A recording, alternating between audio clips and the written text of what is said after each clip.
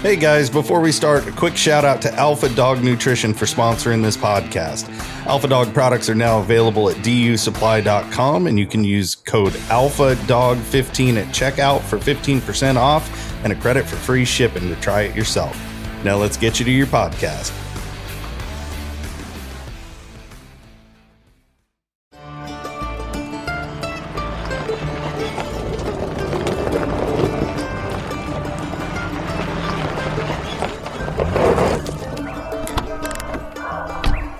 Where's Fielder?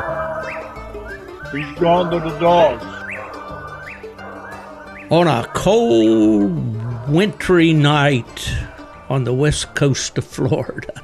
Somehow that just doesn't go together, those two things. I'm Steve Fielder with the Gone to the Dogs podcast, experiencing a little wintertime down here in Paradise. No snow. Friends have been texting me this week and saying, how much snow did you get, Steve? And they're kind of trying to rub it in, I know, but no snow down where I am. I'm about 3.5 hours after you cross the Florida line to get down to this area in Pasco County. But by way of Alexander Graham Bell's invention, and then thank God for Al Gore, who invented the internet. You know, we are able to reach out to a longtime friend, good buddy, met him back in my UKC days, way back there when he was just a pup, and I was trying to get a hold of that thing called a coonhound operations department there, field operations department at UKC, from Coatesville. Is that right? Yes, it is. It's spelled Coatesville. So looking at it, looks like it'd be Codysville, but it's Coatesville. Coatesville, and that's the voice of Brad Hall. Sure, it's good to have you aboard, Brad. How you doing this wintry evening? I'm doing great, Steve. Thank you. Yeah, you're very welcome, very welcome. Well, of course, you're a coon hunter, and that's why you're on the podcast. We try to focus on the coon hunting aspect of our tree dog sport. I know years ago when our mutual friend Chris Powell and I started Houndsmen XP, we tried to reach out to all areas of the tree dog sport, and that's great, and I have no aversion to doing that now, but it seems like that I just kind of gravitate to the coon hunters because that's been the thing that I've enjoyed most in life, besides my family and my church and all, is coon hunting. So coon season is pretty much wound down up there in Hoosierville, I guess, hasn't it? Yeah, it's good. Last day of season will be next Friday. It goes out at midnight.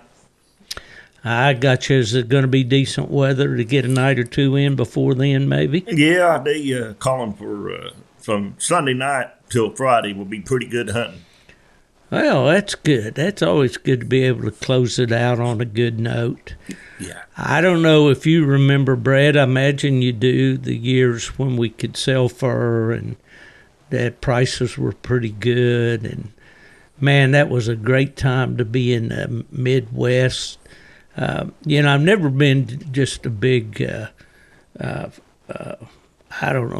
hog in any way, but I always enjoyed harvesting that fur. To me, it's a renewable resource, and it's a shame that the market has gone away on it because it was so much fun and so beneficial to so many families.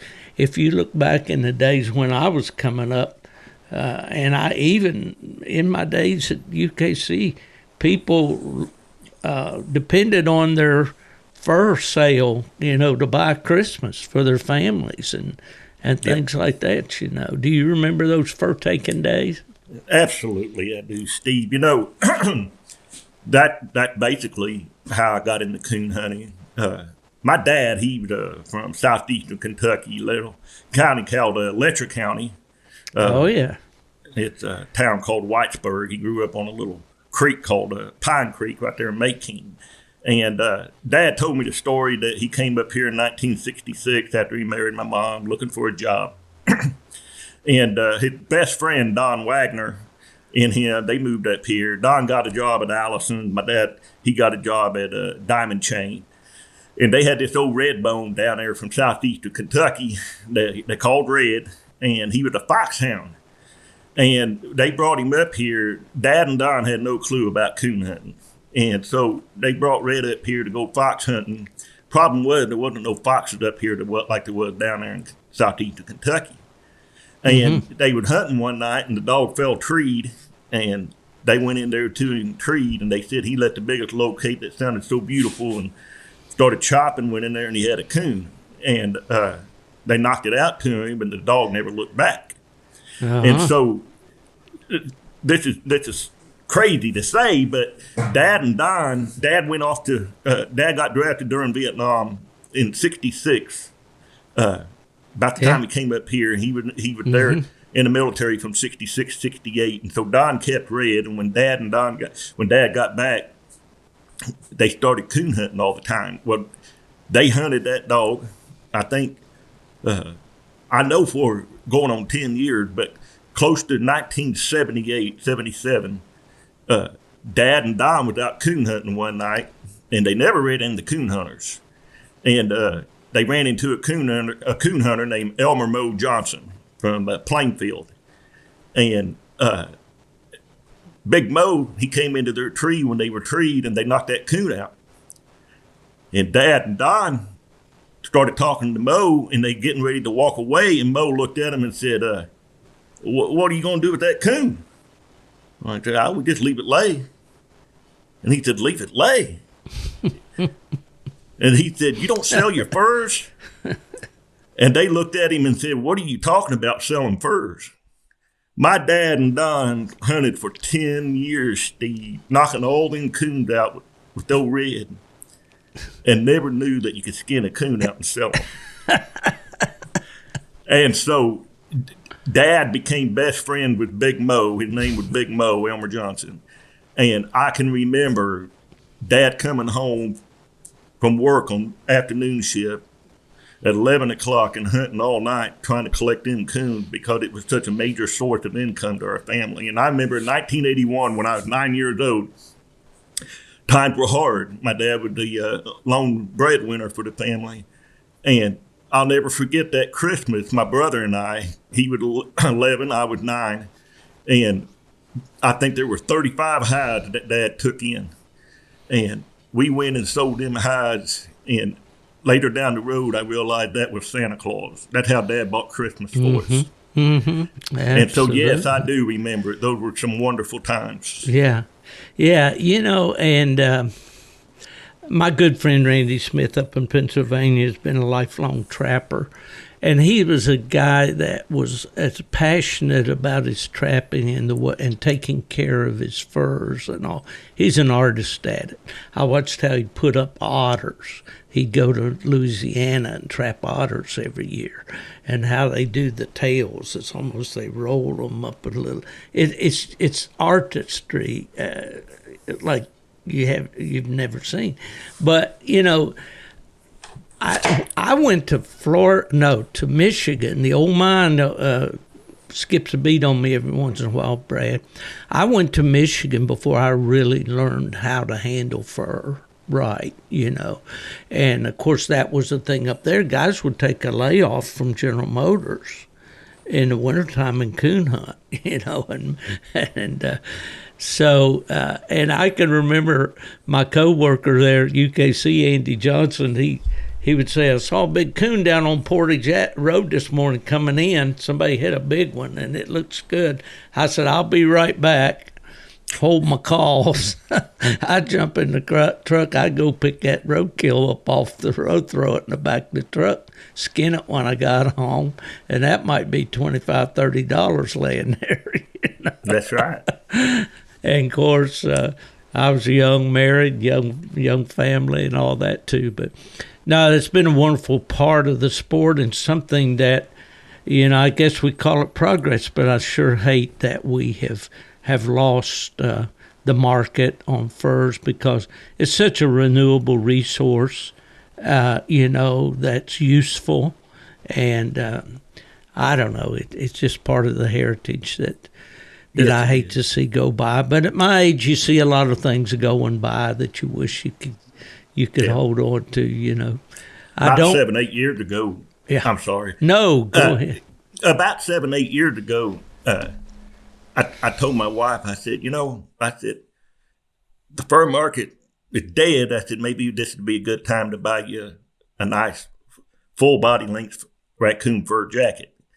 And I did. And, Steve, it didn't change the price of them fur jackets. They're still outrageous.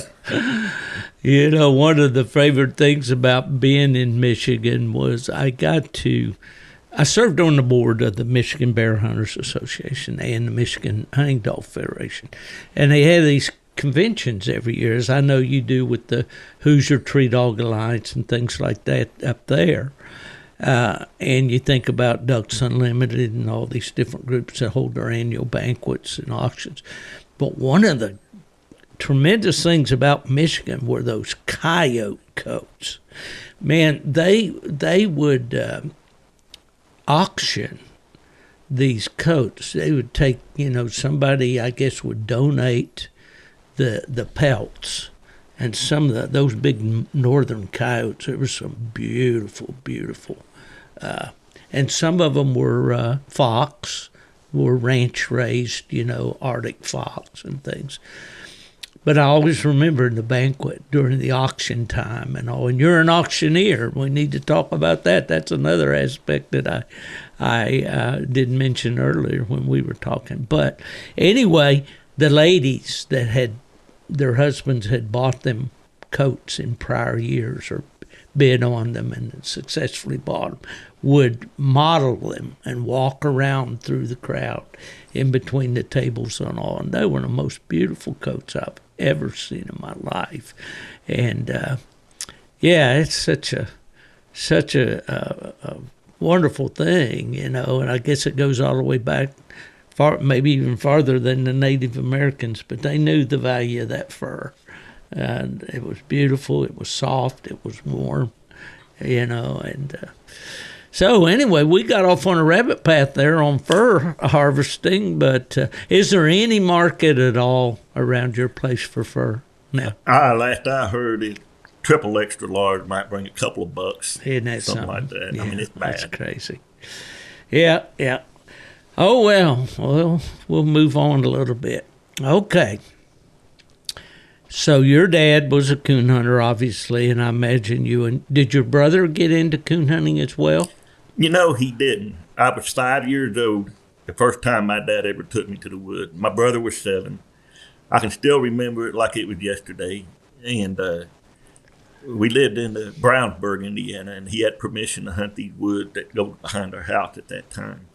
And so he took me and my brother, and he had a black and tan at the time named Old Stoney. Stoney. Yep. And Stoney got treed in the thicket. And it was the rough thicket, and we got to the fence line, and Dad said, now boys, he said, you two stay right here. He said, it's too rough for you guys to go in that thicket. I'm going to go in there and get that coon. And so he goes over into that thicket, and we hear him shoot the coon out, and we hear the coon fall out, and we hear the coon squalling, and the dog fighting, and I'm getting all excited. And my brother, he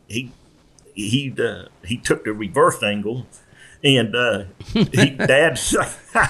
Dad comes out with the dog, had that coon. Well, that coon was still halfway alive. And so Dad commenced into doing what he had to do to get rid of the coon. And my brother didn't take for that, but I did. I got excited. I thought this was awesome. And so I fell in love with it that night and begged him to take me every night he could. And I can remember all the nights that my dad would have me on his back, haul me through them woods on his back. And we ended up growing up, and my dad, like you and your dad, Steve, my dad's my best friend. He's 83 years old, and he still coon hunts. And I take care of him. I carry my father in and out, love him to death. Got a great mother there with her. And so you're truly blessed. And I want to thank you for introducing me to your dad at Autumn Oaks, and enjoyed very much visiting with him. And that heritage, Brad, that I feel, I guess that's one of the reasons I like to do these podcasts, because I get a lot of folks, just like my guest that's on this week, Matthew Huff, had no background whatsoever in hunting, knew not at all what a coon dog was, had no family support, but he's, going it on his own. And he's making a fine hunter. But I am so thankful that I had a dad. I was his shadow. I'm sure I was in the way a lot more than I was helpful. But he never, he never discouraged me. He always encouraged me to go along. And now my younger brother, who picked it up later in life, he was probably a little bit like your brother. He wasn't all that interested in it. He had music and other interests, as a kid growing up, as did my son. My son hunted with me a lot when he was little, but as he got older and basketball came along and all the other things, But thankful for our dads, aren't we? Yes, I am. My brother, he served in Desert Storm during the Desert Storm War. He was in the military, and I really look up to my brother. Oh, yeah. He's one of my best friends too, and he did start getting into the coon hunting, where he enjoyed going several times a year, and he does enjoy it a little bit now. He just hadn't took it in like I ever did. Yeah. Yeah, I remember one interesting time when I was still in Kalamazoo and Chris was home from college, and he and his mother and I went coon hunting on Thanksgiving night after, we'd had the big dinner and watched the football games, and I'd probably had my nap. We went coon hunting that night, and as I recall, we caught 3 coons, and it was a good night and all, and just something that... a family thing, that stays with us, Yeah. Well, Brett, I told you today that I was really excited and I want to thank you for coming on, because we talked about maybe the timing on this, and is it the best time for us to get together and talk? And I'm not going to get to the main reason that we have you on today just quite yet, but I know that you're planning a podcast, and I'm really excited about that. And I'm looking forward to talking to you and kind of seeing what's on your mind and what your thoughts are about that. For you, there in central Indiana, you live in a great area for coon hunting, not all that far from Greencastle, where Autumn Oaks was held for 20 years or more at one time, and a few times since. Just really a great coon hunting area. For you, when I met you, you were already involved in the competition hunts, because, that was my job. With the hunts at UKC, and you were a competitor and all. How'd that start for you? How'd you get into competition? So, my dad wasn't a competition hunter. He only probably been in 3 or 4 hunts that I could remember until I was about 18 years old. And I said, as soon as I had the freedom to be able to compete, I knew that was something I wanted to do, because I can remember being about 12 years old. Dad took me to the Greencastle Club. I say it's 1984, and the environment was like just went into my blood. I mean, it was a Friday night meeting at the Greencastle Deer Creek Coon Hunters Club. And Steve, this was back when, a lot of these guys that come into the hunts over the last 10 years don't realize back then there was only weekend hunts, Friday and Saturday. Yep. And here in Indiana, our coon season ran from November 8th to January 31st. And when it went out January 31st, you couldn't run your dog, I think, until August 15th. And so the clubs were like a major place to go on Friday night club meeting, just to get the field trial permit to be able to have a club hunt, to be able to run your dogs. I went to that meeting, and it was standing room only. I couldn't believe. I mean, it was packed out. And then they had the Calcutta for the hunt, and I fell in love with it right there. And Dad went to the meeting as a guest, and he just never got into it. But I never forgot that. And so, as soon as I was able to have the freedom to drive and pay my own entry, I started competing. And the first time I remember, I was a senior in high school, Steve, and I told Dad that I was going to go to the coon hunt down at Ace's Coon Club in Martinsville. Oh, yeah. And, been to Ace many times, too. Well, I lied to my dad. There was a Tree and Walker Breeders sectional over in Marshall, Illinois. Oh. Mm-hmm. And I wanted to take our dog. I had a dog named Bushwhacker, and I wanted to take that dog and try my hand at competing in that sectional. And so I drove over to Illinois, which was a no-no because I was going where we didn't have cell phones back then, so Dad didn't know any difference. And so I went over there to that hunt, and I ended up placing in that hunt, and that's all it took. From that moment on, I was hooked. Bushwhacker treated coon at the end of the hunt. I won the cast, and I can remember the excitement. I was a wrestler in high school, played football and everything, and nothing topped it. Nothing topped that. To be able to go out there with your own dog and go out there and compete on a level where you're competing against other men at the team with your dog, and I was hooked. And so that was the start of me starting the competition hunt. Absolutely. What a story. That's pretty cool. Well, in my experience, I grew up in southern West Virginia where we had virtually no hunts. So if I wanted to sneak out to a hunt, or especially when I was a young man, just driving and so forth, that was sometimes a 3-hour drive. So I didn't have that opportunity, but, I got the fever early on too.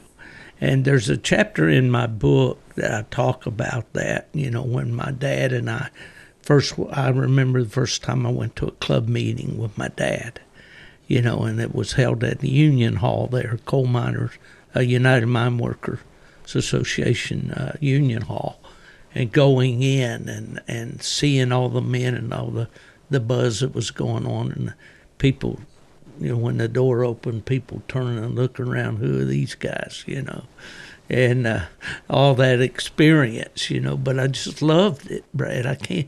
It's almost like it's a spiritual thing, really. Yep. I mean, it certainly, I don't want to compare it to my salvation, but it is a spiritual experience when you, as a young man, get into this thing and realize it's something that you really, really enjoy. And there's a mystique about it, a mystery about it. Maybe it's the dogs, the animals, the men, the camaraderie, all those things. And for me, it was just always, if my dad had bought me a new dirt bike, which we didn't have dirt bikes when I was a kid, I wouldn't have excited me any more than when he bought me my first pair of Carhartt overalls for Christmas. And I unwrapped that and I said, man, I'm a coon hunter now. I got the gear. Well, that's great. That's great. So, well, down through the years, you've had some pretty good dogs. You did your share of winning. I don't think you have a World Hunt title to your credit yet, do you? Or do you? No, I don't. The best I ever done was I made a handful of night champions, a few grand night champions. Back when you was in field operations, 1992, I had a dog named Razor Blade that took second place at Automotes. And just to add to that, I'm embarrassed to say this, but we're here to be real. I have been back to Automotes every year except for a couple.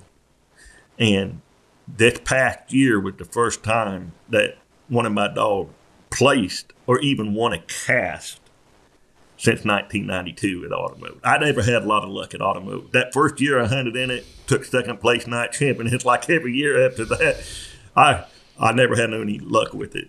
But anyways, I placed 3 or 4 dogs in double rounds at the Super Stakes at PKC. I had a dog named Amazing Grace that made it to the second to last round to the final cast in the 2-year-old Super Stakes. This been a number of years ago, and I'll never forget it because I drawed Ashley Hopkins hunting Tequila Sunrise. Oh yeah, and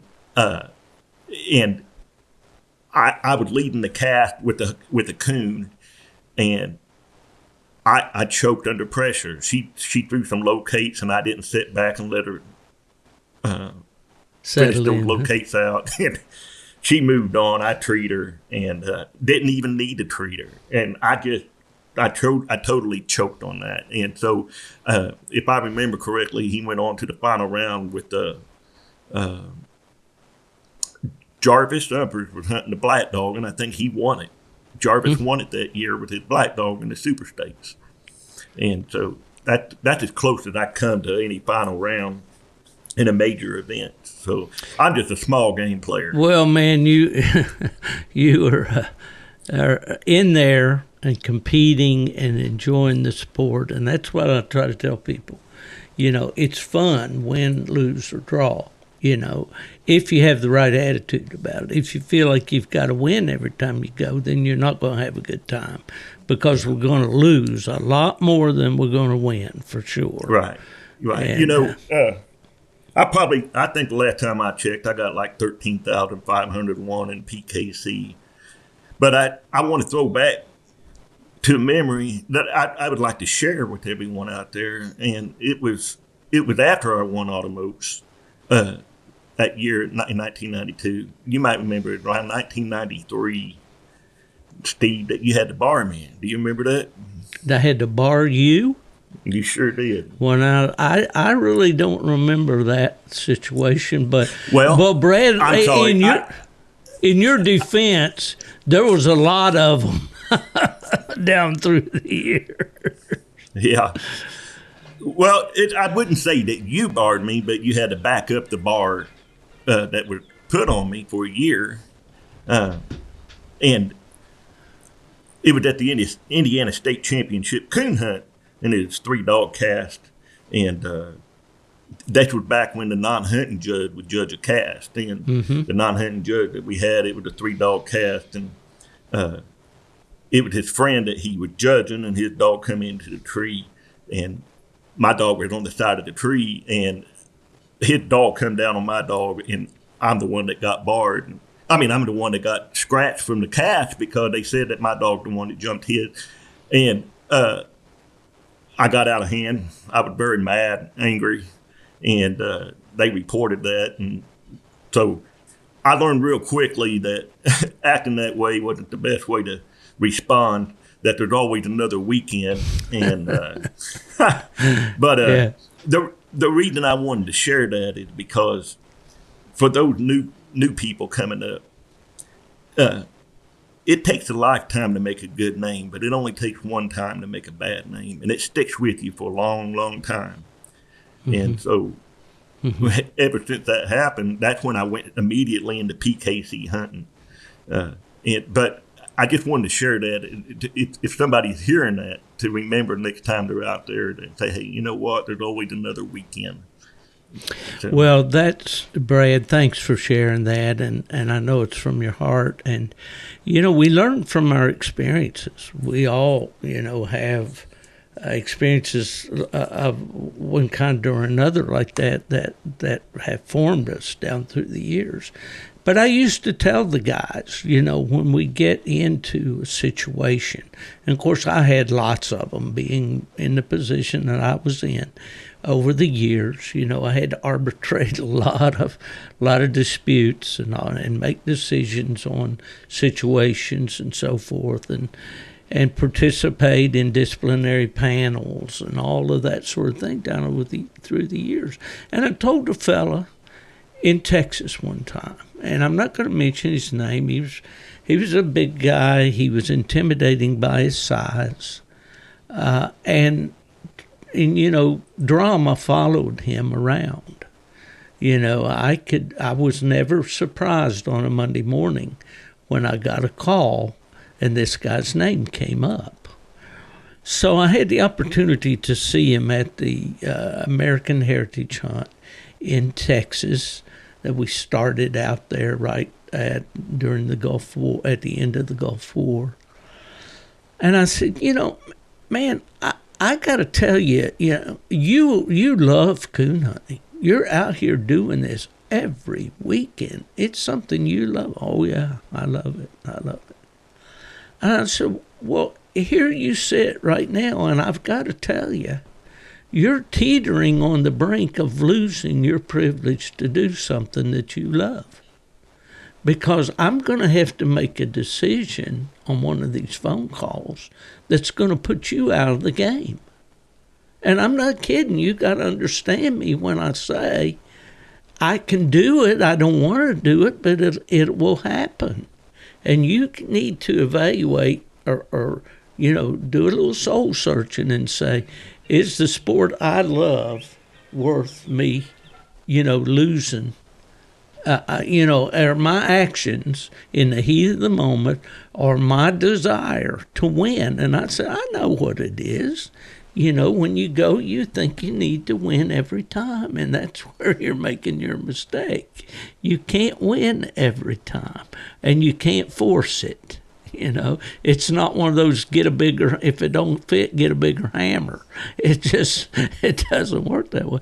And I think I did kind of get it through to the guy. And of course, he was not a young guy, but that's a message that's great, Brad, and I'm glad you brought it up. Fellas out there, tonight, if you go to a hunt and a situation arises and that temper starts to boil a little bit, take a deep breath, step back, and say, is this the hill I want to die on?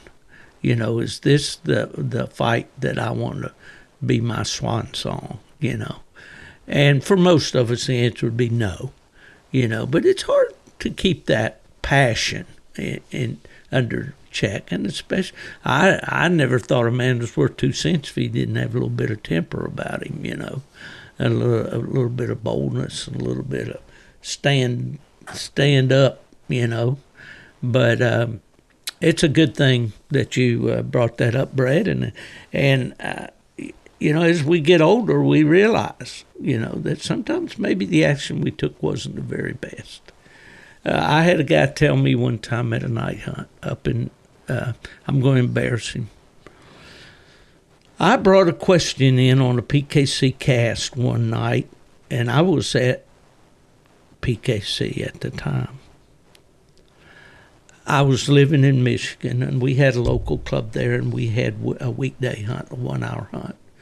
And we had a situation. I was hunting a little walker female that I liked a lot. She got struck down in the corner of this fence row. She opened. I struck her. She moved about, 50, 75 yards to the right, opened again. And the boy that was judging the cast minus me, he said she didn't take the track out from where she struck that track. And I said, well, man, she's not a track straddler. She doesn't bark every time her feet hits the ground, but she's right there in front of us, Anyway, I thought I was right. So we went back, and of course, the panel, they said, well, he's the judge. We weren't there. We didn't hear. I got all that. First time I ever took a question back, But I was kind of pleading my case there. There's a guy in Michigan named Mike Shepard. And I don't know if you know Mike or not. I've had him on the podcast here. In fact, his dear wife, Pam, just passed away not long ago. Just a very, very sweet lady. And Mike said, we were in this discussion, Wasn't an argument, but it's a discussion. He said, Steve, you're a great talker, but you're a poor listener. Oh, no. And that kind of stuck with me. I said, well, Mike, you're probably right. You're probably right because, well, what you're telling me, I'm not listening to it. That's for sure. But anyway, those situations are going to come up in competition. But guys, don't give your sport away on a moment of passion. That's a great point, Brad. I'm sure that everybody listening that's been in this game a little bit knows exactly what we're talking about, and they all been in that situation at least once. Oh, yeah.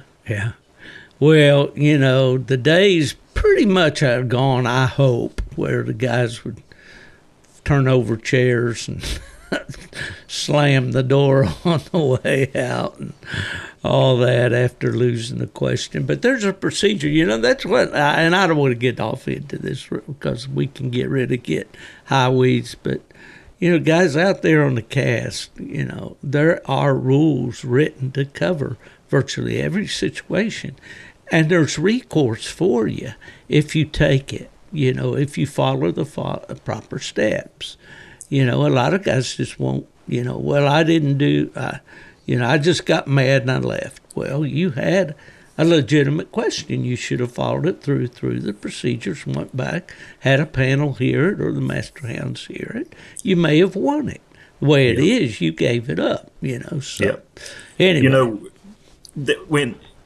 When I went from that attitude, and I feel like back 1993 when I blew up like I did, that for some reason, you hear a lot of hunters talk about the competition hunt. You gotta be defensive or whatnot, and so I responded the way I thought competition hunting responds when you feel like you've been really taken advantage of. And so, realizing that's not the right response, I went to the opposite extreme, Steve. I started studying the rules in PKC to the point where I had them nearly memorized. And so, I went to the opposite extreme, and I want to speak on this because that's a problem too. Because what happened was, if the judge or the cast wasn't going by the rules to the T, I was speaking up, and that can be looking like a troublemaker too, or somebody that and so you got to find that middle ground. You got to know, hey, this isn't worth bringing up, and the older I get, the whole lot less that I bring up because I realize now, pick and choose what you bring up. Does that make sense what I'm saying? Absolutely. You're kind of like, you went almost like being a Pharisee. Yes. In the Bible, they could quote you chapter, verse, every jot and tittle, as the Bible would say. But, legalistic, we can become so legalistic. But those rules are there. Like Fred Miller said, we don't print these rules and publish all these scorecards and spend all this money for any other reason than to protect ourselves. Because when situations come up, then we can go and look and say, what does the rule say? There it is, right there in black and white. We published it. We made it available to everybody. Everybody knows. We won court cases that way by saying right there, we published the rules. Now, it's not our responsibility to be sure that everybody read those rules or obeyed them, but still. Yeah, that's a pendulum that swings both ways, and there is a balance out there. But for sure, if a guy's going to hunt in the hunts, he needs to know the rules. He needs to have a good working knowledge of the rules. And if there is a situation that merits it, he needs to know, when to say, hey, I want to question that, or this is what the rule says. But, we don't need to be coaching our judges. When a guy is out there judging the cast, and nowadays, most of the time, has the chore of handling his own dog, plus listening to you and two others, call your dogs and trying to determine whether your dog is staying put. Is your dog barking every 2 minutes on that tree? Has it been more than 6 minutes since he barked last? All these things are keeping track of. And then you're on his shoulder chirping, hey, that dog's moving. Did you get that, Judge? You get that? He's moving. No. And I've told Cass myself that. I said, look, man, I don't need your coaching. If you see me make a mistake, you call it to my attention. We'll talk about it. If we need a vote, we will. If not, we'll question it and we'll move on. But, yeah, it's that thing of knowing when to hold them and knowing when to fold them, I guess, is the description that comes to mind for me, and Yep. and a fair balance, and that's great stuff, Brad. That really is. Let's talk about Brad just a little bit. Somewhere along the line, I want to go back and cover this because I think this will be an inspiration to people. You were, I believe, born with a hearing disability. Is that correct? Yeah. So I was about 7 or 8 years old, and mother's intuition, she knew something was wrong. She knew that I was having trouble hearing. Went to the doctor when I was about 8 years old, I think. And the doctors gave me the hearing test, inspected my ears, and did all that numbers. And he came back and told my mother that he said, your son is on the beginning course of what we call a high-pitch nerve hearing loss. And basically, in our ears, Steve, we got what we call a cochlea, and it looks like a shell. All right, it looks like a snail-shaped shell. And inside that cochlea, at the beginning of that cochlea, there's a bunch of little hairs all the way around it, and it spirals down. Those little hairs at the beginning are your high-pitch hairs. Receptors, like, or whatever. Yeah, that's the high-pitched nerve. And as the ear goes down farther into the spiral is the lower-pitched nerves. Well, those little hairs were starting to die, and this was going to happen. There was nothing they can do to stop it. And so they told my mom then, and I was 8 years old, so that would have been 1980. They said by the time he's 40, he'll be a candidate for what we call the future of hearing, called a cochlear implant, which is a bionic ear. And I remember my mom telling me all this, and I'm like, that's crazy. That ain't going to happen.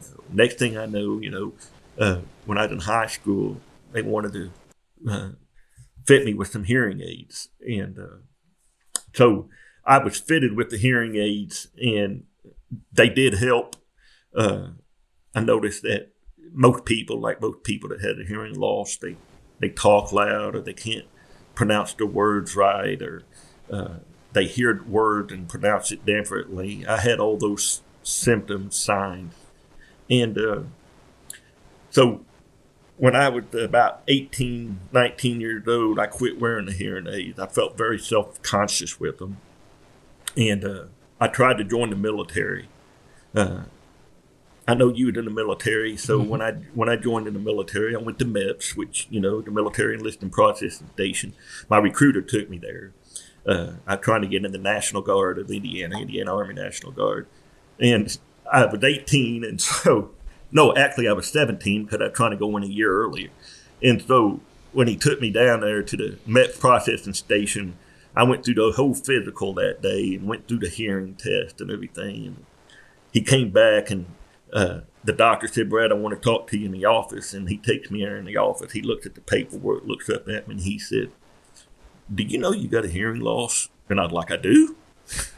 I was playing stupid. I was trying to get in. I wanted to serve my country. And so he said, yeah, this is what I want you to do. He said, you barely failed the test by just a few decibels. He said, I want you to wear some earplugs for a whole week. Don't take them out. Have your recruiter bring you back in a week.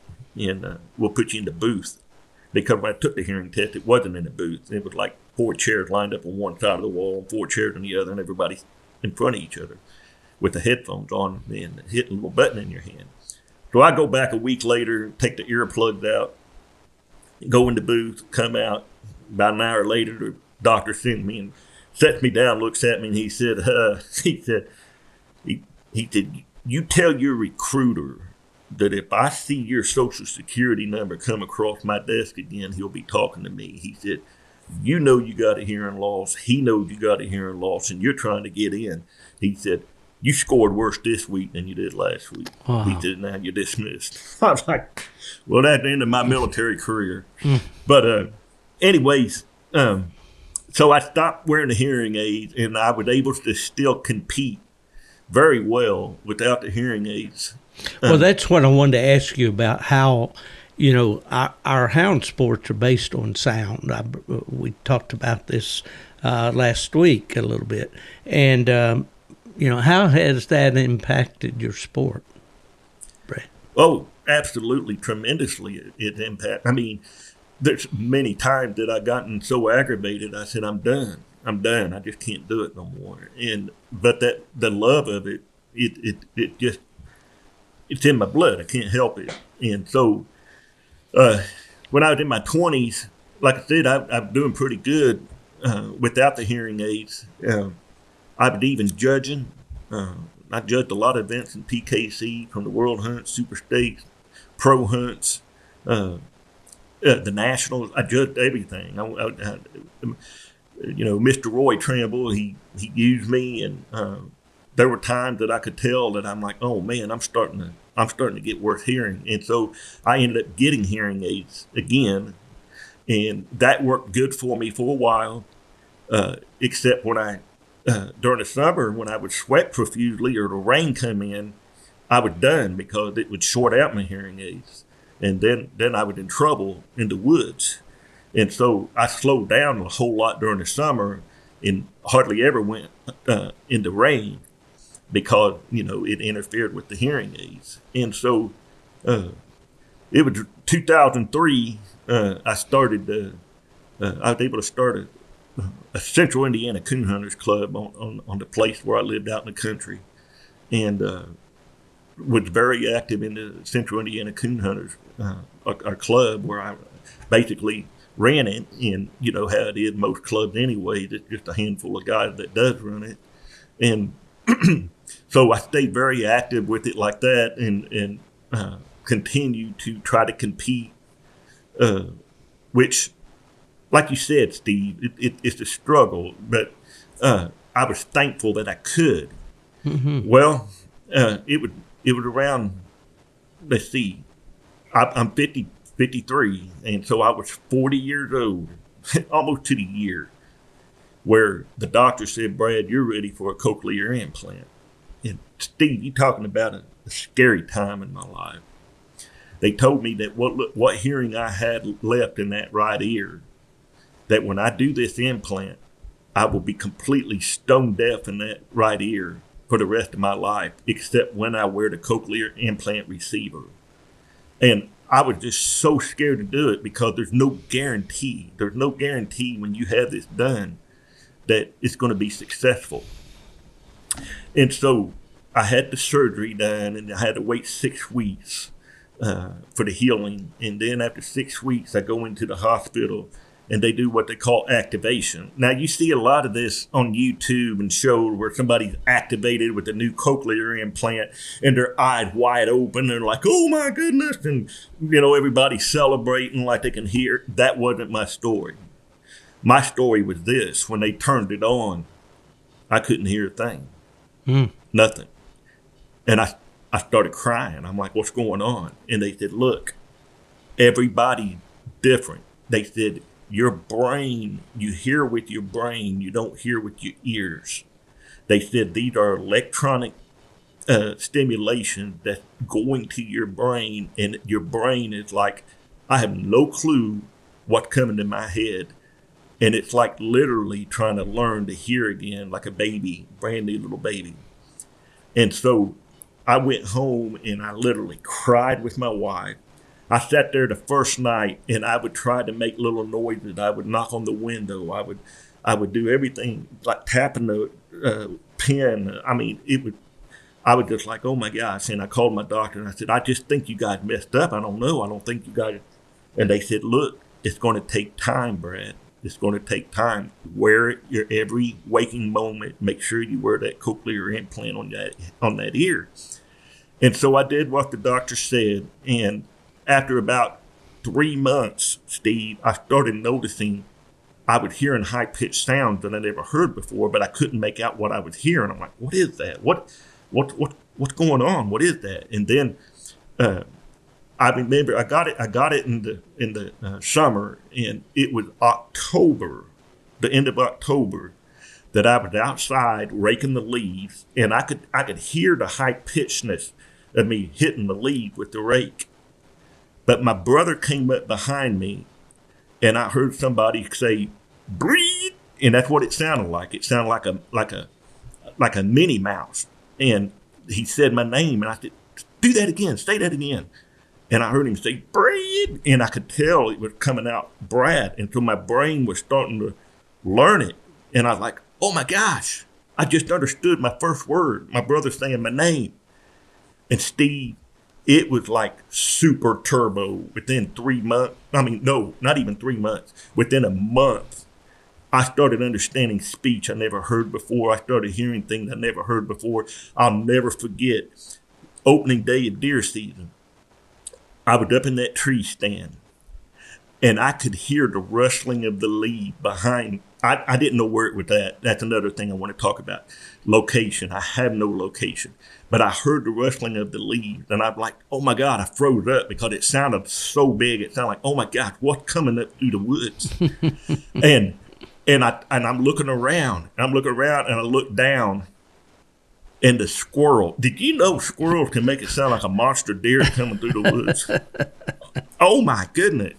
And Steve, I sat there in that stand on that fall evening, tears rolling down my cheek, thanking the Lord. Oh my gosh, Lord, this is amazing. This is amazing. And from that point on, it was like just super turbo moving forward. And like within a year, I was playing the bluegrass music again. And I did so well with music that Vanderbilt University in Tennessee wanted me to come down there and they want to do a research on me because they said Indianapolis at the Riley Hospital where I had the implant, they've never had anybody do that good with the cochlear implant in music. And so I went down to Tennessee, and I don't mean to get off track here, but this is a funny story. No. Great stuff. All right, so I go down there to Tennessee, and I do this research for 3 days, and they paid me. They paid me good money to come down there and do this research at Vanderbilt University. And they said, we want you to go home. We reset your cochlear implant electrode because the implant itself is 22 electrodes that slide down into that little snail called the cochlea. So there's 22 electrodes that goes from high pitch to low pitch, and that sends the signals to my brain. And so they made some adjustments with those electrodes, and wanted me to come back like 6 weeks later, and something like that. But they wanted to come back and they wanted to test me and research and see how I'm doing with that in the music. And I told my dad, I said, Dad, go to Tennessee with me. I said, go with me down there. They pay for it. So Dad went with me, and we go down to Nashville, and we get that done, and we do the whole research and everything. And Dad said, son, let's go down on to Nashville and check it out. And I said, okay, Dad. Now, folks, my dad is a great Christian man, but he came from a legalistic background. And I'm not so much legalistic. I don't believe in legalism. I believe in the grace of God. And so I said, well, what do you want to do, Dad? He said, well, let's find us a place where they're playing bluegrass music. And I said, well, Dad, it'll probably be a bar. I said, all these bands down to here. He said, well, I don't know about going to no bar. I said, now, Dad, you ain't going in there to drink. You want to go in there and just enjoy bluegrass music. So we're walking down through there, Steve, and there's this bluegrass group up in the window. Now, those that's been down in Nashville know when you go down the street, every every bar through there had a window, and you can see what's going on in there. I said, Dad, here's the bluegrass group right here. It had the 5 instruments in the bluegrass band, I said, let's go in here. So we go in there. Dad goes in there. We sit at the bar. And so we're like elbow on the side of the bar, facing back towards the door. And we're listening to this music. And the bartender comes up and said, can I get you guys an order? And I look at him. I said, Dad, what would you like to drink? He said, a Diet Coke. And I said, ma'am, I'd like 2 Diet Cokes. I said, do you guys have any popcorn here? I'd like to have some popcorn. She said, sure do. So we're sitting there waiting. And she comes back and brings 2 Diet Cokes down. And I'm like, wonder where my popcorn's at. So Dad takes his Diet Coke and he takes a drink. Then I take my Diet Coke, and I take a drink. Steve, I about spit that stuff out as fast as I put it in my mouth. I said, Dad, God, what is this? And I looked at Dad, and he took that cup. He smelled, boy, that's whiskey. He looked at that woman. He said, what did you give him? She said, well, he said he wanted a popcorn and a Diet Coke. I was like, what? She said, oh, my gosh, you meant you wanted a real popcorn to eat? I said, yeah. She said, oh, we don't have that. I said, what do you think I was talking about? She said, oh, my gosh. She said, you don't know where you're at, do you? I said, what do you mean? She said, the name of this bar. And I said, no. She said, look back there on the wall. And back there on the wall was a huge, big old circle with popcorn Sutton whiskey right in the middle of it. That was the name of the bar, Popcorn Sutton Whiskey. So she thought I was asking for a popcorn and a Diet Coke. But anyway, get back to that story about my hearing loss. So once I started hearing real good with the cochlear implant, the struggle now is no sense of directionality at all, Steve. You could put me in a room and put $1 million in there and say, Brad, close your eyes and point to where the sound's coming from. I would walk away a poor man. That's how bad it is. The directionality, there is none. So about that time that happened, if you remember, we started being allowed to use the compass on a GPS, thank God. Mm-hmm. And so I was the guy that's looking at my handheld GPS the whole time because I want to be able to see what direction my dog is. Right. I could call him just fine, and I could hear them dogs just as good. But the compass is what saved me in the hunts. And so there are times that dogs sound the same to me. If the pitch is different, some of the guys around here, they'll tell you. I tell them, hey, look, I trust your ears more than mine. If that ain't my dog, then forgive me. But I'll sit back sometimes and say, if I'm not sure, and just take last strike just to be able to play because I don't want to strike another man's dog. But I got a dog right now named Fred that he got a distinguished mouth that helps a bunch. But anyway, going back to the cochlear implant, as I got older, the left ear got to the point where I couldn't hear or talk on the phone no more. And the doctor said, well, Brad, he said, it's time for you to do the left ear. And I said, I'm too scared to. I said, if we do it and it's not successful, then I'm down to one ear and completely deaf without the receivers. And I said, that scared me to think about that. I said, what if something happened one day where we don't have electricity where I can charge my cochlear receiver? What if I'm in a situation where I can't get to power to be able to to charge the batteries for it, and so that's a scary thought to be left completely deaf in a situation. So I prayed and prayed and prayed on it, and I'm like, you know what? I want to know what it sounds like to have stereo hearing, and after praying on it, I just felt peaceful about it. I said, okay, let's do it now. Though an implant cost about $110,000 per year.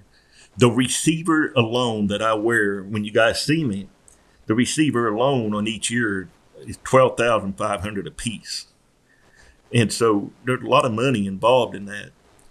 And so I ended up going to the doctor and having this left ear done, my second one. And it'll be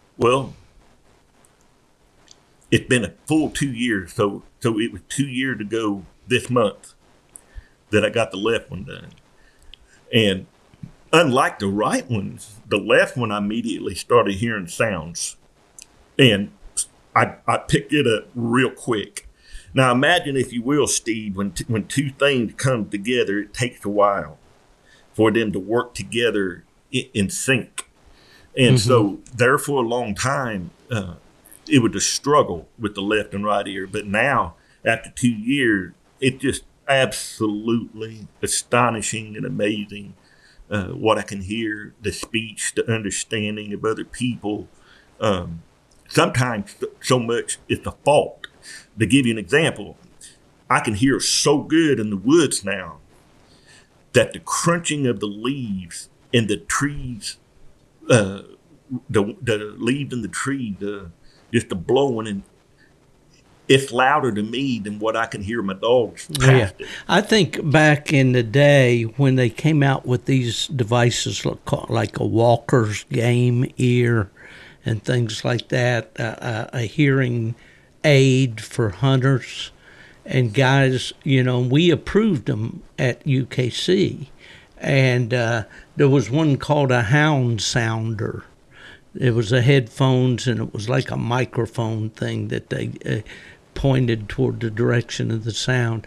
But the common complaint about that was that, all the extemporaneous sounds out there, frogs, crickets, mosquitoes buzzing, anything else, were so amplified that it, as you said, that it drowned out the natural. Well, Brad, to me, number one, praise God that you do have your hearing, and I've noticed no difficulty of you responding to anything I've said or asked of you here tonight. I'm reminded of Rush Limbaugh. I used to be a big Rush Limbaugh fan and listened to him daily. And he had the cochlear implants, and he had those fears, I believe, before he went into all that, because, a broadcaster, was he going to be able to continue his work, And the thing about the direction, also, I reminded of my friend Denny Paulson up in Michigan that I hunted with, and he had inner ear problems, and he had to have an eardrum taken out or something. But he could hear the dogs, but he could never tell the direction of the dogs. So for a hunter, where the sound, listening to the dog, basically is everything, that is a tremendous challenge. Yeah, I would like to thank United Kennel Club and Professional Kennel Club for helping me, because they both, a handful of years ago, when I was struggling with that, they both gave me letters to use in a cast that I was able to give to the hunt director or to the judge of the cast, that specifically said that I was allowed to have a spectator point to the direction that my dog was coming from. I never used it, but maybe 2 or 3 times. But the fact that they were willing to do that just showed the heart of both kennel clubs to help the disabled, the challenged ones. Yeah, and, well, of course. Because it is a challenge. Yeah. Well, I appreciate you sharing that with us, Brad, and I because I think it's very interesting, and it's an amazing development, really, that now you can participate, and you can enjoy your dogs, and all. It's a great thing. All right, let's talk a little bit about music. You like bluegrass music? How'd that get started for you? Like you said, I was my dad's shadow. And so Dad had an old guitar that he beat around on and had fun with. And he had a friend, Sam Goldsberry, when I was just a young boy, 7 or 8 years old. Man, he could play a mean banjo, and I was just ate up with the bluegrass. And bluegrass music and coon hunting goes hand in hand. And it was 1984 that Dad took me to my first Bean Blossom Bluegrass Festival in Bean Blossom, Indiana. That that place is owned by Bill Monroe. That's where the Bill Monroe Bluegrass Festival is located.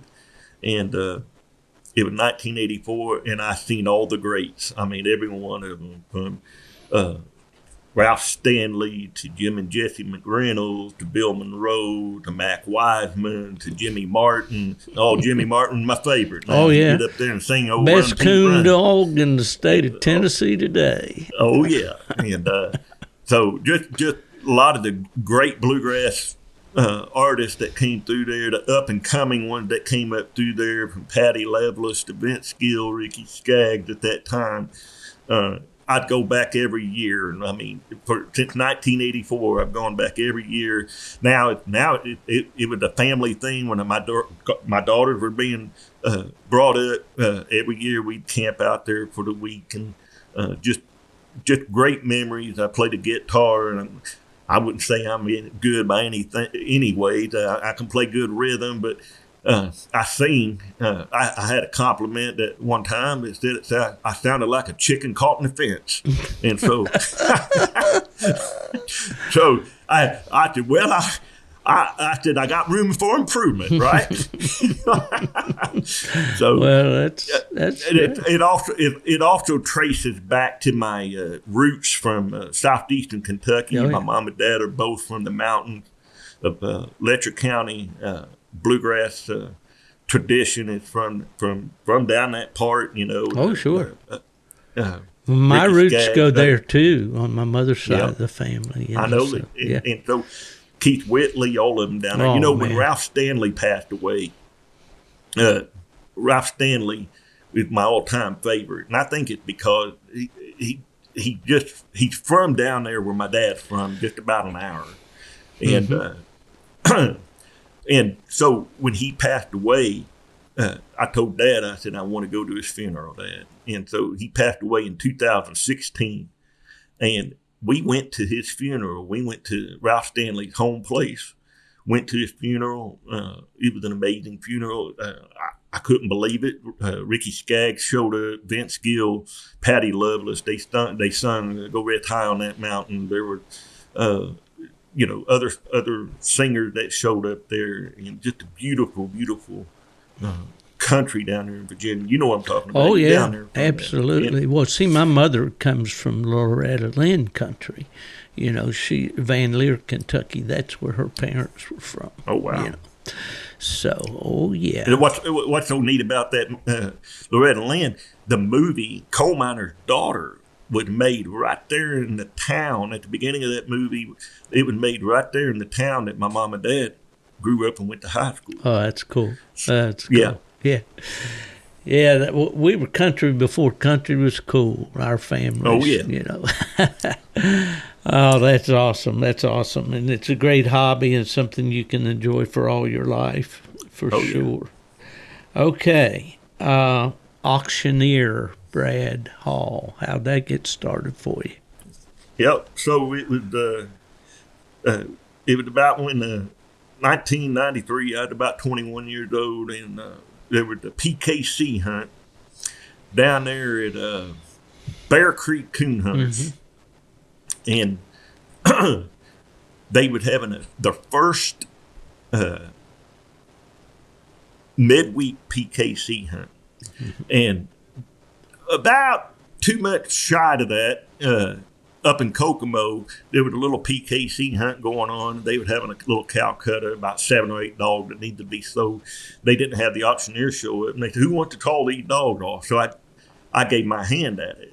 And they said, "Brad, you didn't do too bad on that." You know, gave me a little self-confidence saying that. So when this down there at Bear Creek, there was like 45 dogs there that night for the Monday night $10 hunt. Yeah, I remember that. $10 entry fee, Monday night hunt, and they needed somebody to call them dogs off. And so I got up there and acted like I was an auctioneer, doing what trying to figure it out, and I had a lot of compliments. And so I'm like, man, this is something maybe I ought to look into. And so it was like a year later. That was 1993. 2 years later, 1995, I decided to go to Indiana College of Auctioneering and ended up getting my license, state license, and really started doing the Calcuttas for all the hunts. Everywhere I went, I started doing all the Calcuttas for the PK. That was real big back then, Steve. You remember that? You remember how they yeah, always do absolutely. And the reason that the jackpots came along was that the Calcuttas were so popular and they took so much time, everybody participating in them, that it was just, really upstaging the hunt to a degree, Yeah, I remember that. This old boy, that good friend of mine, Lloyd Weld, he cracked me up. He he turned around and had a dog that everybody was betting on, and he ended up getting such a high bet on that dog that night. He gave up and let that other guy buy him. As soon as that other guy bought him, he looked at his handler and said, "Okay." He said, "Scratch him and let's go home." Just to teach that other guy a lesson. Oh, man. Hey, give me a little sample here. Sell me something here. Well, all right, ladies and gentlemen, I got this water bottle here. Who's going to bet $1 on it tonight? Yep, all right, I bet $1. Who's going to bet two? Who's going to bet two? I see two. Thank you, sir. Now would it be three? I got three. That'll be would it be three? Sold right there for $2. All right, there you heard it first, right here on the Gone to the Dogs podcast. Our first real live auctioneer. Well, Brad, that's great. You're a fascinating guy. I don't want to blow your head up here or anything, but you are a man of many talents, and yeah, man of many talents, but not a master of none. Okay. Here the other day, I'm cruising around on Facebook, spend more time on there than I should. But when you're retired, hey, what are you going to do, right? Do that. That's right. Podcast once a week, and that's about it. All right, I heard about you are going to have your own podcast coming up. Yes, sir. Tell me about that. How that idea come about? And well, it really wasn't. Yeah, it really wasn't my idea, Steve. Chris Powell reached out to me, and he said, "Brad," he said, "we get a lot of good responses when we have these podcasts when it talked about faith." Mm-hmm. And he said, I wanted to see if this is something that you'd be interested in possibly starting. And, Steve, I think God works in mysterious ways, because it was about 5 or 6 years ago that I was a miserable Christian. I was a miserable believer. It wasn't that I wasn't a believer or a Christian. It's that I didn't totally understood the full context of the scriptures. And I started studying and spent hundreds and hundreds of hours studying scripture in full context to understand the full aspect of scriptures. And I started understanding the grace of God in ways that I never understood before. And I started understanding the scripture in a powerful way that revolutionized my life as a believer, completely changed me. And and I see this opportunity to have a podcast to talk to coon hunters and to encourage other listeners to consider God and the grace of God. And so when Chris threw this idea out, and if I was something I would be interested in doing, I'm like, man, this is a God-sent thing. I'm ready for it. I mean, it's like God had prepared me for it. Mm-hmm. And so that's how that idea came about, and that's what we're hoping we'll do, to be able to have a podcast that we're going to talk to all kinds of coon hunters, and at the end of the podcast that the listeners leave encouraged and lifted up. Yeah. Well, that's just awesome. And of course, I down through my career and all, I don't know, the Bible tells us not to be ashamed of the gospel of Christ. And basically that's our salvation. And our faith, faith has always been bedrock of my life.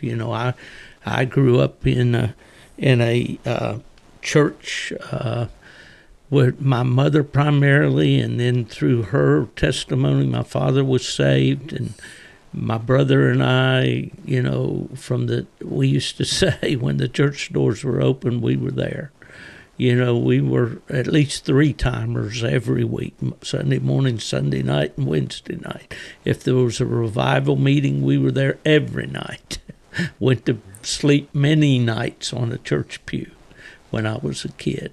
I remember so much, waking up and ready to go home, and Mom loved to stand around with the other ladies and talk, and my dad worked away a lot as a pipe fitter, but she always found a way to take us to church. So my faith has always been very, very dear to me. I guess in some ways I was not discouraged but intimidated down through the years of my career as not being interpreted as trying to preach to the people, and so probably I did not speak up and did not witness as much as I should have down through the years. But I always tried to live my faith. I always tried to live it by example, When I went to PKC, a guy down in Texas, and you may remember him, Joe Brooks, came to Larry Meeks with the idea of coon hunters for Christ. And Larry was on board immediately. Larry, I saw just this week where his grandchildren in a post on Facebook with his memorial.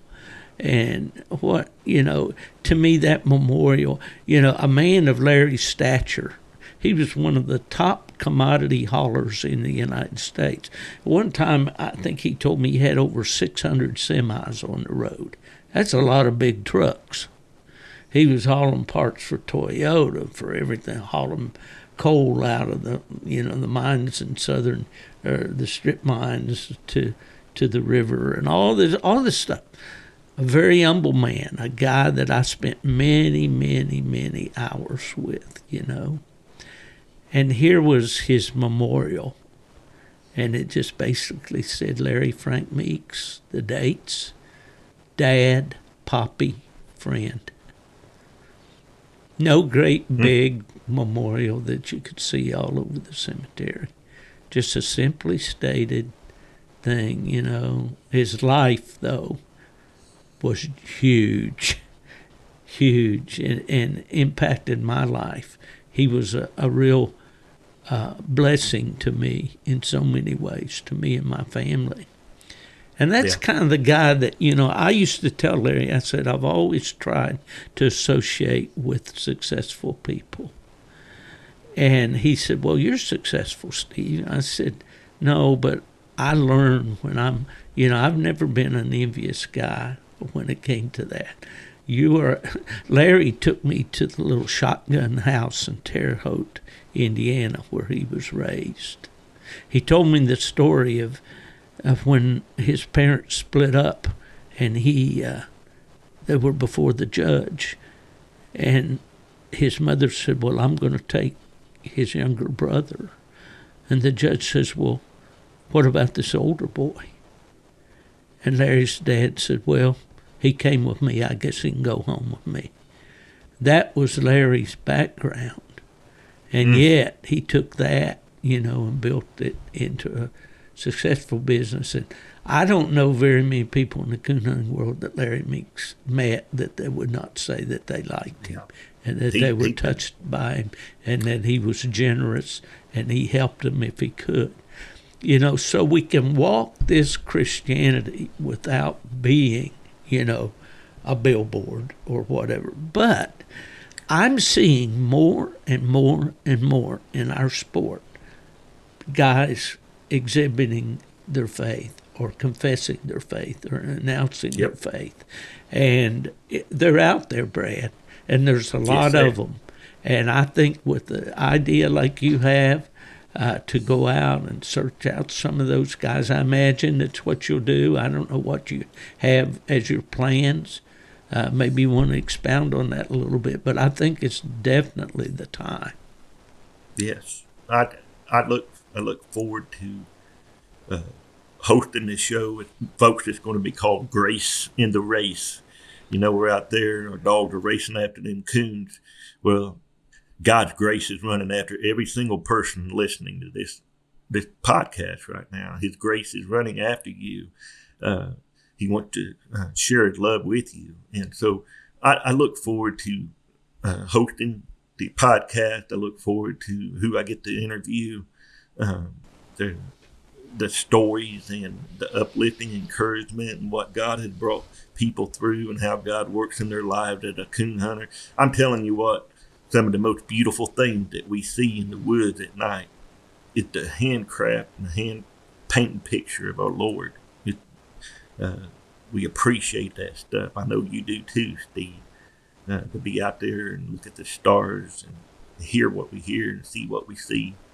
So I'm really looking forward to kicking off Grace in the Chase. Right now, when are you going to drop your first episode? Okay, so I've got everything lined up, ready to go.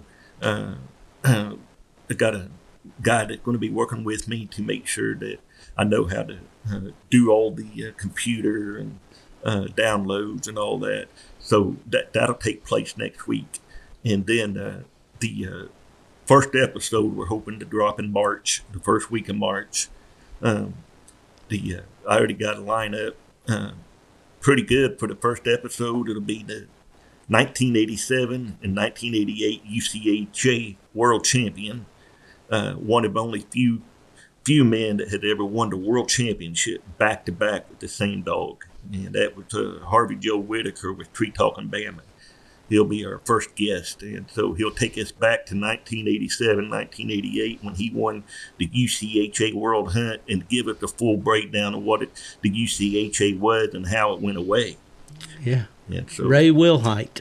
I remember that organization very well. Man, that's great. So you're going to be able to incorporate some history and pull up some standout players in our sport and talk to them. Sounds like a good deal. A good deal. It'll be something that I for sure will be listening to. And, of course, I imagine, like everything else, it'll be available anywhere listeners would normally get their podcasts. You're going to be, I guess, on the Houndsmen XP network with Chris?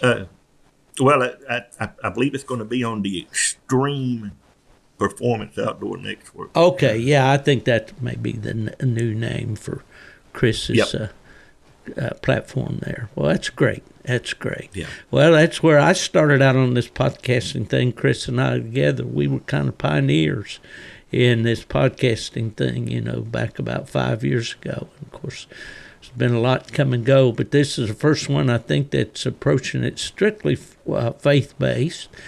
And, of course, I'm reminded of the Duck Dynasty boys, and their podcasts. And I listen to Phil Robertson, and I listen to Cy and the Duck Room and all of that. And it's just great to see how many sportsmen out there, that are men of faith. And it'll be great to hear their testimonies. Josh Mooney from over in West Virginia, he has been a guest on my podcast. He and a group of fellows over in West Virginia are producing a podcast now. Now, it doesn't have anything to do with coon hunting. And I wish I had the name of that one right in front of me right now. I just started listening today. But there's a lot of good content out there if we'll just kind of search it out. And I want to keep the name of your podcast in front of the people as much as I can, Brad, and encourage everyone to listen because I know there's going to be some stuff that'll help us, An old preacher back home once said, don't give me pie in the sky for the sweet by and by. Give me something for the rotten here and now, And I imagine that's what we'll be getting, with your podcast. Any other comments about that before we cut you loose? I'd just like to say real quick for area listeners here in central Indiana or in Indiana themselves, I started a ministry 3 years ago called the Wild Game Feast. And the Wild Game Feast is an annual event that's going to happen at the Putnam County Fairgrounds right there where you've been before, Steve, in Greencastle. At least the whole fairground building out. We put on a big Wild Game Feast. It's free. The admission only is that you bring a side dish or a main dish. It can be wild game or it can be hamburgers or hot dogs or baked beans or whatnot. But everybody that comes through the door brings something. and we take care of the desserts and the chips and the drinks, and it's a big event. We got thousands of dollars of prizes that we give away at the end of the night. Last night we had a donation of a Henry Golden Boy 22 rifle, a shotgun. We got 2 muzzle loaders. We had 2 gift certificates, $600 a piece to use at a gun store in Lisbon, Indiana, at the trading post. I mean, we got so much that's been donated to this ministry, and what it is to draw everybody in. And it's a great night where we play games, we honor our veterans. I got a bluegrass group coming in, entertaining. Right. At the end of the night, I bring a message, and so we also have hunting stories that's given, and it's just a great time. So those in the area, you can be out of state too if you want to come to it, but it's a great event. Just like to invite those that can come to that. Well, that's a great venue right there too, at that Putnam County Fairgrounds, and of course, Autumn was there for 20-some years.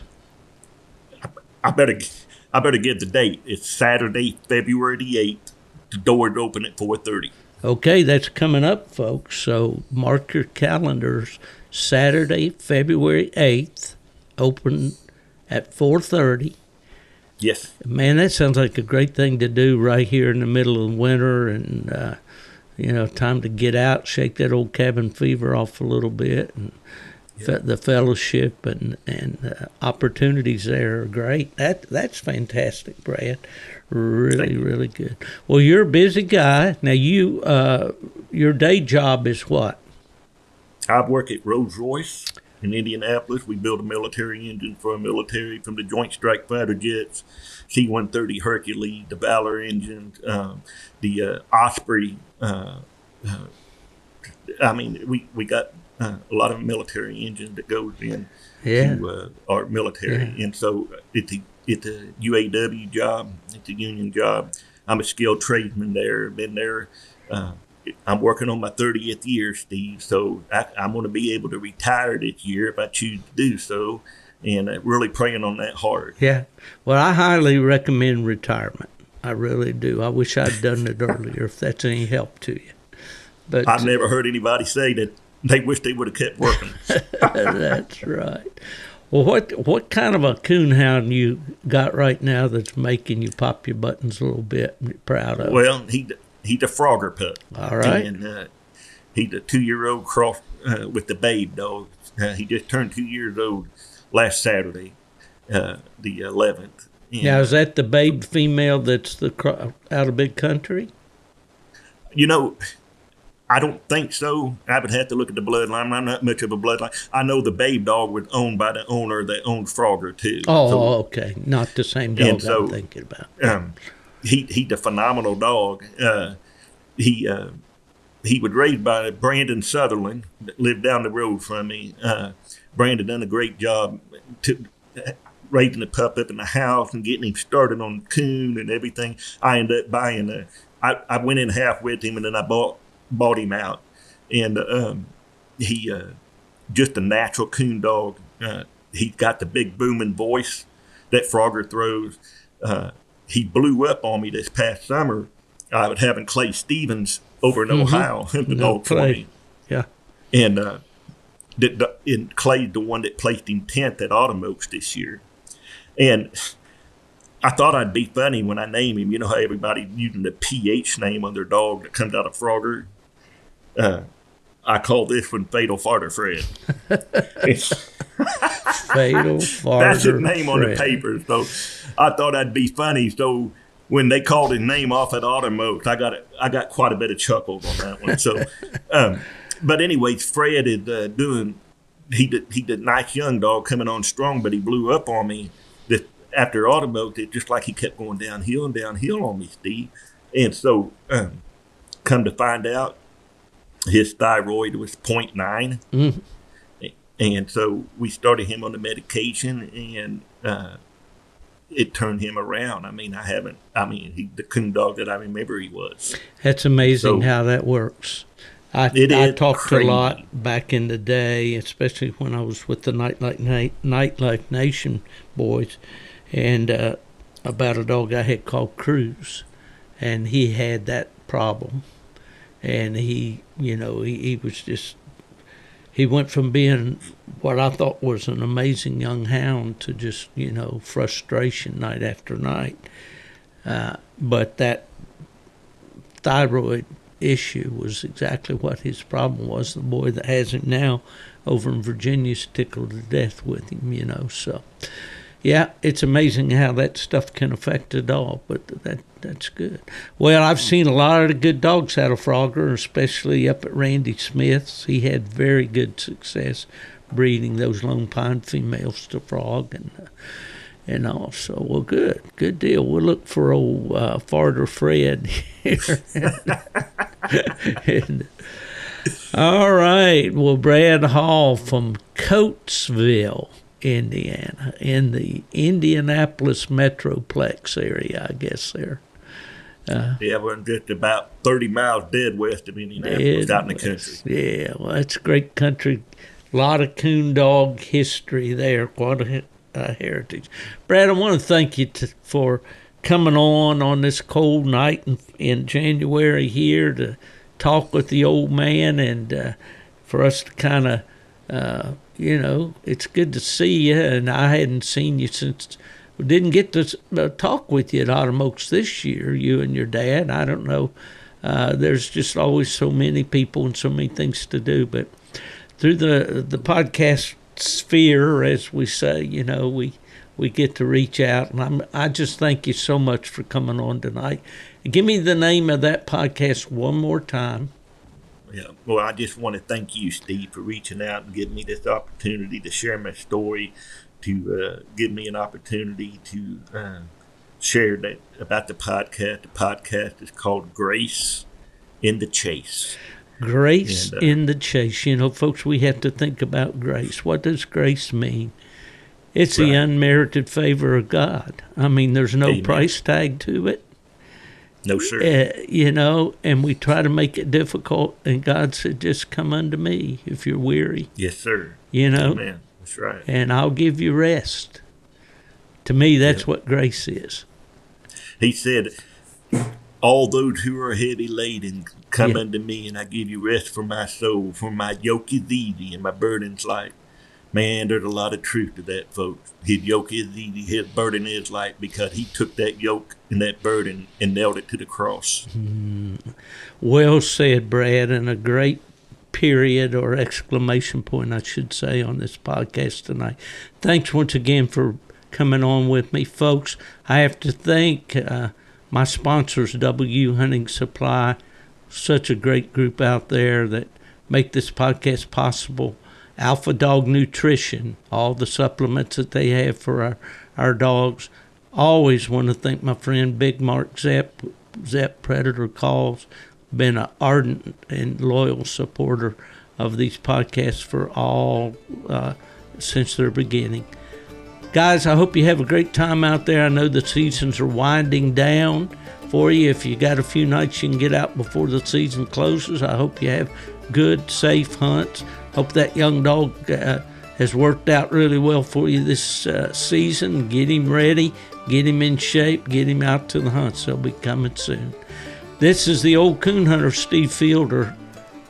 One more time, thanks to the grace of God, to talk to you here on the Gone to the Dogs podcast. If anybody asks you, where is Steve Fielder? Just tell him why he's over there in Indiana. He's gone coon hunting with Brad Hall. I think they've gone to the dogs.